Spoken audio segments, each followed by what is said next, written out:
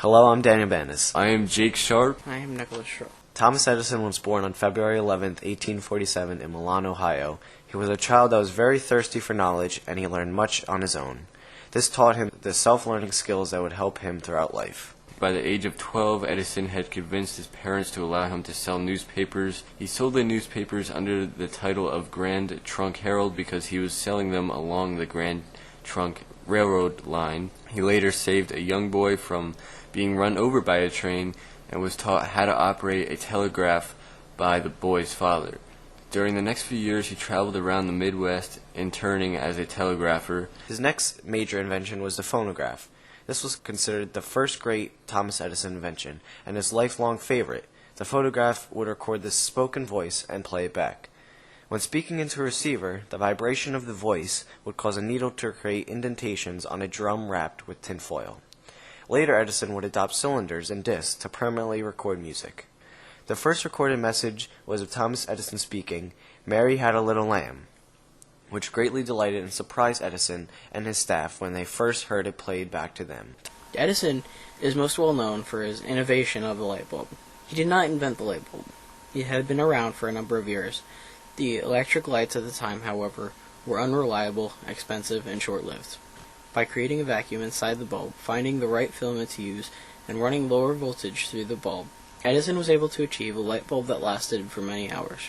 This was a substantial improvement, and one that led with more improvements to making the light bulb practical and economical. Thomas Edison experimented during the 1880s and the 1890s with using magnets to separate iron ore from lower grade to usable ores. His giant mine project in northwest New Jersey consumed huge amounts of money as the experimentation plodded forward. Engineering problems and a decline in the price of iron ore, and this was led to this by the discovery of iron ore deposits near the Great Lakes, led this invention to be abandoned. But later, Edison used what he learned with rock grinding to make his own robust version of Portland cement, Edison Portland Cement, a very good product that built Yankee Stadium. Along the way, Edison totally revolutionized the cement kiln industry. A rivalry was born between Edison and Nikola Tesla over direct versus alternating current.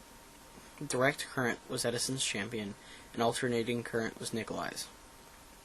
He later worked on a battery to power an electric car, but was unsuccessful in creating one better than a gasoline engine. This battery solution was eventually turned into a self-starter for automobiles. During World War I, Edison served on a board to examine projects that were submitted for military use. Although he was not a fan of offensive weapons, he eventually turned to defense. Thomas Edison had many notable values. These included 4 simple things from which he learned from his mother.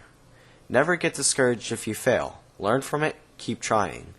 Learn with both your head and your hands. Not everything of value in life comes from book experience. Never stop learning. Read the entire panorama of literature. Among these things, he valued hard work and dedication, and this is noted by most of his life spent in some type of laboratory, trying to develop and innovate inventions to help improve life of himself and others around him. He believed in writing down and documenting all his work, which is noted from over 4,000 notebooks filled with ideas and drawings. Overall, Thomas Edison valued being very humble and against revenge, and this was shown when a lawyer stole his patents, and he never revealed the name of the lawyer till this day.